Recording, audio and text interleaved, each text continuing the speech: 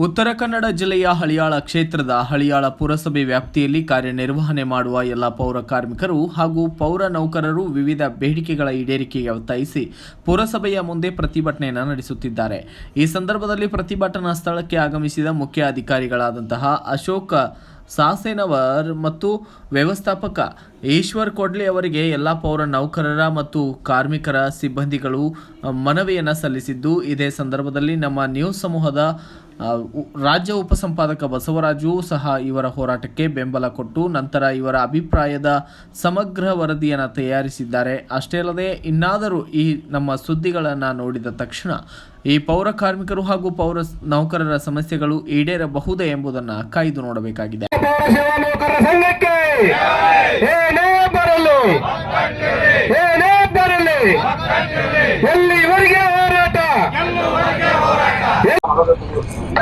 ಇವತ್ತು ರಾಜ್ಯಾದ್ಯಂತ ವಿಶೇಷವಾಗಿ ಪಟ್ಟಣ ಪಂಚಾಯಿತಿ, ಪುರಸಭೆ, ನಗರಸಭೆಯಲ್ಲಿ ಪೌರ ಕಾರ್ಮಿಕರು ಮತ್ತು ಪೌರ ನಾಯಕರು ಸಾಕಷ್ಟು ವಿವಿಧ ಬೇಡಿಕೆಗಳಾಗಿ ಪ್ರತಿಭಟನೆ ಮಾಡ್ತಾವ್ರೆ ಕಳೆದ ಒಂದು 3-4 ದಿವಸಗಳಿಂದ. ವಿಶೇಷವಾಗಿ ನಾನಿವಾಗ ಬಂದಿರತಕ್ಕಂಥದ್ದು ಒಂದು ರೀತಿ ಪುರಸಭೆ ಹಳಿಯಾಳಕ್ಕೆ ಬಂದಿದ್ದೀನಿ. ಇವರು ಇಲ್ಲಿರ್ತಕ್ಕಂಥ ಪೌರ ಕಾರ್ಮಿಕರು ಏನೇನು ಸಮಸ್ಯೆಗಳಿದಾವೆ ಅನ್ನೋದ್ರ ಬಗ್ಗೆ ಸಮಗ್ರವಾಗಿ ಚರ್ಚೆ ಮಾಡೋಣ. ಬನ್ನಿ ವೀಕ್ಷಕರೇ. ಪೈರೇಶ್ ಭಯ್ಯ ಸಿಕ್ಕಿದ್ದಾರೆ, ಇವ್ರಿಗೆ ಪೌರ ಕಾರ್ಮಿಕರ ಅಧ್ಯಕ್ಷರು. ಹೇಳಿ ಸರ್. ನಮಸ್ಕಾರ. ನಾನು ಹಳಿಯಾಳ ಪುರಸಭೆಯಲ್ಲಿ ಸುಮಾರು 26 ವರ್ಷದಿಂದ ದುಡಿತಾ ಬಂದಿದ್ದೀನಿ. ಪಟ್ಟಣ ಪಂಚಾಯತ್ ಇತ್ತು, ಅವಾಗಿಂದ ದುಡಿತಾ ಬಂದೀನಿ. ಪುರಸಭೆ ಆಗಿದೆ. ನಮ್ದು ಹಳಿಯಾಳದು ಜನಸಂಖ್ಯೆ ನಮ್ಮ ಆಫೀಸ್ ದರ್ಜೆ ಮೇಲ್ ಹೋಗಿದೆ, ಬಟ್ ನಾವು ಕೆಳಗಿದ್ದೇವೆ. ಇನ್ನು ನೀರು ಸರಬರಾಜು ಆಗ್ಲಿ, ವಾಹನ ಚಾಲಕರಲ್ಲಿ ಎಲ್ಲಿದೆ ಅಲ್ಲ ಸರ್ ಅಲ್ಲೇ ಇದೆ. ಇನ್ನು ಮಟ್ಟ ಖಾಯಮತಿ ಆಗಿಲ್ಲ. ನಮ್ ಮದ್ವೆ ಆಯ್ತು, ಮಕ್ಕಳು ನಮ್ಕಿಂತ ಮ್ಯಾಗ್ ಬಂದಿದ್ದಾರೆ, ದೊಡ್ಡದಾರ ಆಗಿದ್ದಾರೆ. ಅವ್ರದ್ದು ವಿಚಾರ ಹೆಂಗ್ ಮಾಡ್ಬೇಕು ಸರ್ ನಾವು? ನಮ್ ಸಿಗೋದು ಸಂಬಳ 15,000 16,000 ಸಂಬಳ, ಅದರಲ್ಲಿ ನಮ್ಮ ಜೀವನ ನಡೆಯುವುದಿಲ್ಲ. ರಿಟೈರ್ಮೆಂಟ್ ಆಗಕ್ ಬಂತು, ಇನ್ನೊಂದು 10-15 ವರ್ಷ ಅದು ರಿಟೈರ್ಮೆಂಟ್ ಫಂಡ್ ಸಿಗುದಿಲ್ಲ ನಮ್ಗೆ. ನಮ್ ಮುಂದಿನ ಸತ್ತನು ಹೋದ್ರು ಅರ್ಧ ಮಂದಿ. ಮುಂದ್ ಭವಿಷ್ಯ ಹೆಂಗ್ ಸರ್ ನಮ್ದು? ಈಗ ಸರ್ಕಾರಿಗೆ ನಾವು ಹೇಳೋದ್ ಪ್ರಶ್ನೆ ಇದೆ. ಈಗ ಪೌರ ಕಾರ್ಮಿಕ ಲೂಡರ್ಸ್ ಗಳು ಪರ್ಮಿಟ್ ಮಾಡಿದ್ದಾರೆ. ಈ ಸಲ ನಮ್ದು ವಾಹನ ಚಾಲಕರು, ನೀರು ಸರಬರಾಜರಿಗೆ ದಯಮಾಡಿ ಅವ್ರು ಖಾಯಮತಿ ಮಾಡ್ಬೇಕಂದ್ರೆ. ಹೇಳಿ, ತಮ್ಮ ಹೆಸರು? ನನ್ನ ಹೆಸರು ದರ್ಶಿತಾ ಅಂತ ಹೇಳಿ. ನಾನು ಪರಿಸರ ಅಭಿಯಂತರರಾಗಿ ಪುರಸಭೆ ಹಳಿಯಾಳದಲ್ಲಿ ಕೆಲಸ ಮಾಡ್ತಾ ಇದ್ದೀನಿ. ಈಗ ಏನು ನಾವು ಸ್ಟ್ರೈಕ್ ಏನ್ ಮಾಡ್ತಾ ಇದೀವಿ, ಕರ್ನಾಟಕ ರಾಜ್ಯ ಪೌರ ಸೇವಾ ನೌಕರರ ಸೇವಾ ಸಂಘದ ವತಿಯಿಂದ ಈಗ ಕೆಲವೊಂದು ಬೇಡಿಕೆಗಳಿದಾವೆ, ಒಂದು ಸ್ಟ್ರಾಂಗ್ ಬೇಡಿಕೆಗಳಿದಾವೆ. ಈಗ ನಮ್ಮ ಪೌರ ಕಾರ್ಮಿಕರಾಗ್ಲಿ ಎಲ್ಲ ಅಷ್ಟು ಕಸದಲ್ಲಿ ದುಡಿದ್ರು ಕೂಡ ಅವರಿಗೆ ಜ್ಯೋತಿ ಸಂಜೀವಿನಿ ಅಂತ ಹೆಲ್ತ್ ಬೆನಿಫಿಟ್ ಗಳಿಲ್ಲ. ಆಕ್ಚುಲಿ ಕೊಡ್ಬೇಕಾಗಿರೋದು ಅವರಿಗೆ ಅಂತ ಹೆಲ್ತ್ ಬೆನಿಫಿಟ್ ಗಳನ್ನ ಅವ್ರಿಗೆ ಕೊಡ್ಬೇಕು. KGID ಆಗ್ಲಿ, PF ಆಗ್ಲಿ ಅಂತದ್ದು ಬೆನಿಫಿಟ್ಸ್ ಎಲ್ಲಾ ಪೌರ ಸೇವಾ ನೌಕರರು ಎಂತ ಸಂದರ್ಭ ಬರ್ಲಿ, ಕೋವಿಡ್ ಇರ್ಲಿ, ಏನೇ ತೊಂದರೆಗಳಲ್ಲಿ ಎಲ್ಲರೂ ಕೆಲಸ ಮಾಡ್ತಾ ಇದ್ದಾರೆ, ಅವ್ರಿಗೆಲ್ಲ ಅನುಕೂಲ ಆಗ್ಬೇಕು. ಹಾಗೆ ನೀರು ಸರಬರಾಜುದವರಾಗಿರ್ಲಿ, ನಮ್ಮ ಪೌರ ಕಾರ್ಮಿಕರಾಗಿರ್ಲಿ, ಹೊರಗುತ್ತಿಗೆದವ್ರು ಏನಿದ್ದಾರೆ ಅವ್ರಿಗೆಲ್ಲ ನೇರ ನೇಮಕಾತಿ ಆಗ್ಬೇಕು. ಮತ್ತೆ ಯಾರು ನೇರ ನೇಮಕಾತಿ ಆಗಿದ್ದಾರೆ 2022ರಲ್ಲಿ ಅವರಿಗೆ ವೇತನದ ಬಗ್ಗೆ ಒಂದು ಖಾತ್ರಿ ಇಲ್ಲ. ಜನರಲ್ ಫಂಡ್ ನಿಂದ ಕೊಡ್ಬೇಕಾಗ್ತದೆ. ಯಾಕಂದ್ರೆ ಜನರಲ್ ಫಂಡ್ ನಲ್ಲಿ ಕೆಲವೊಂದ್ ಟೈಮ್ ಅಮೌಂಟ್ ಇರುತ್ತೆ, ಅಮೌಂಟ್ ಇರಲ್ಲ. ಅವಾಗ ಅವ್ರಿಗೆಲ್ಲ ವೇತನಕ್ಕೆ ಸಮಸ್ಯೆ ಆಗ್ತವೆ. ಸರ್ಕಾರದಿಂದ ಅವರು ನೇಮಕಾತಿ ಆಗಿದ್ರು ಕೂಡ ವೇತನದ ಬಗ್ಗೆ ಭದ್ರತೆ ಇಲ್ಲ ಅವರಿಗೆ. ಆ ಎಲ್ಲಾ ಬೇಡಿಕೆಗಳನ್ನ ಮುಂದಿಟ್ಕೊಂಡು ನಾವ್ ಇದನ್ನ ಮುಷ್ಕರ ಮಾಡ್ತಾ ಇದ್ದೀವಿ. ಅಲ್ಲ, ಈಗ ಪರಿಸರ ಅಭಿಯಂತರು ನೀವು ವಿಶೇಷವಾಗಿ ಇಲ್ಲಿ ಸಾಕಷ್ಟು ಎಲ್ಲಾ ಪೌರ ಕಾರ್ಮಿಕರು ಇದ್ದಾರೆ. ಈಗ ಮೊನ್ನೆ ಏನು ಆದೇಶ ಹೊರಡಿಸ್ತಲ್ಲ ಸರ್ಕಾರ, ಎಲ್ಲಾರ್ದು ಪರ್ಮನೆಂಟ್ ಆಗಿದ್ಯಾ? ಎಲ್ಲಾರ್ದು ಆಗಿಲ್ಲ, ಕೆಲವೊಂದು ಕ್ರೈಟೀರಿಯಾಗಳಿದ್ವು ಅದರಲ್ಲಿ. ಪೌರ ಕಾರ್ಮಿಕರು ಅನ್ನೋ ಹುದ್ದೆ ಮಾತ್ರ ಪರ್ಮನೆಂಟ್ ಆಯ್ತು.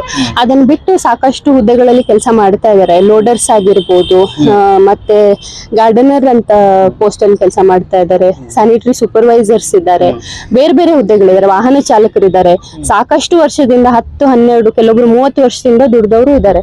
ಸೊ ಅವರು ಕೂಡ ಸ್ವಚ್ಛತೆಗೆ ಇವ್ರ ಜೊತೆನೆ ಅವರು ಕೈ ಜೋಡಿಸಿ ದುಡಿತಾ ಇರೋದ್ರಿಂದ ಅವ್ರಿಗೂ ಕೂಡ ಪರಿಗಣಿಸಬೇಕಾಗಿ ಈ ಒಂದು ಅವ್ರಿಗೆ ನೇರ ನೇಮಕಾತಿಗಳಿಗೆ ಗುತ್ತಿಗೆ ಆಧಾರದ ಮೇಲೆ ನೇಮಿಸ್ಕೊಳ್ತಾ ಇದ್ದಾರೆ. ಅವ್ರಿಗೆ ನೇರ ನೇಮಕಾತಿಗಳಿಗೆ ನೇಮಿಸ್ಕೋಬೇಕು. ಮತ್ತು ಬಹಳಷ್ಟು ಸರ್ವಿಸ್ ಆದವ್ರಿಗೆಲ್ಲರಿಗೂ ಕಾಯಂ ಮಾಡಬೇಕು.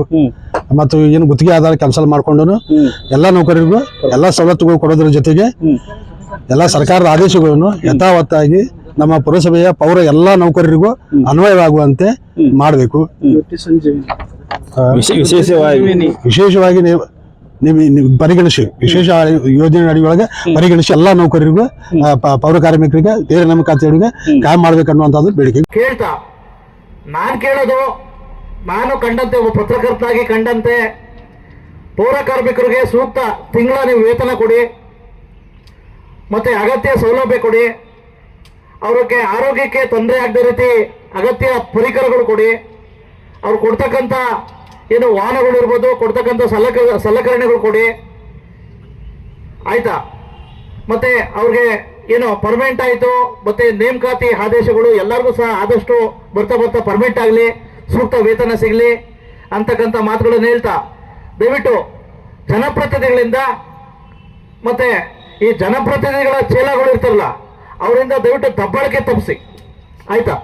ಅವರೇ ಅರ್ಧ ಪಬ್ಲಿಕ್ ಆಗಿ ಪಾಪ ಅವರು ನಿಮ್ಮಂತರನೇ ಪಬ್ಲಿಕ್ಕು ಪಾಪ ಅವ್ರು ಕೆಲಸ ಮಾಡ್ತಾ ಇರ್ತಾರೆ, ಇವ್ರು ಏನೋ ಒಂದು ದೊಡ್ಡಸ್ತಿಕೆಗೋಸ್ಕರ ಅವ್ರು ಪಬ್ಲಿಕಲ್ಲಿ ನಿಂದನೆ ಮಾಡ್ತಾರೆ.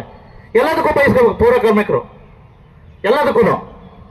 ಹಾಗಾಗಿ ಈ ಧೋರಣೆ ಹೋಗ್ಬೇಕು, ಸೂಕ್ತ ವೇತನ ಕೊಡಬೇಕು, ಅವ್ರ ಅಗತ್ಯ ಏನು ಬೇಡಿಕೆಗಳನ್ನ ಈಡೇರಿಸಬೇಕು ಅಂತ ಹೇಳ್ಬಿಟ್ಟು ಈ ಸಂದರ್ಭದಲ್ಲಿ ನಾನು ಸಹ ಒಬ್ಬ ಪತ್ರಕರ್ತ ಬೆಂಬಲ ಕೊಡ್ತಾ, ದಯವಿಟ್ಟು ಇದನ್ನ ರಾಜ್ಯ ನಗರಾಭಿವೃದ್ಧಿ ಸಚಿವರು ಮತ್ತೆ ಪೌರಾಡಳಿತ ಸಚಿವರು ಇವರಿಬ್ಬರು ಸಹ ಕೂಡಲೇ ಬಗೆಹರಿಸ್ತೀರಾ ಅಂತ ಹೇಳ್ಬಿಟ್ಟು ಇದು ಮಾಡ್ತಾ ನಾನು ಸಹ ಈ ವಿಡಿಯೋನ ನಿಮಗೆ ಟ್ವೀಟ್ ಮಾಡ್ತೀನಿ. ನಮಸ್ಕಾರ, ಥ್ಯಾಂಕ್ ಯು. ಬಸವರಾಜ್.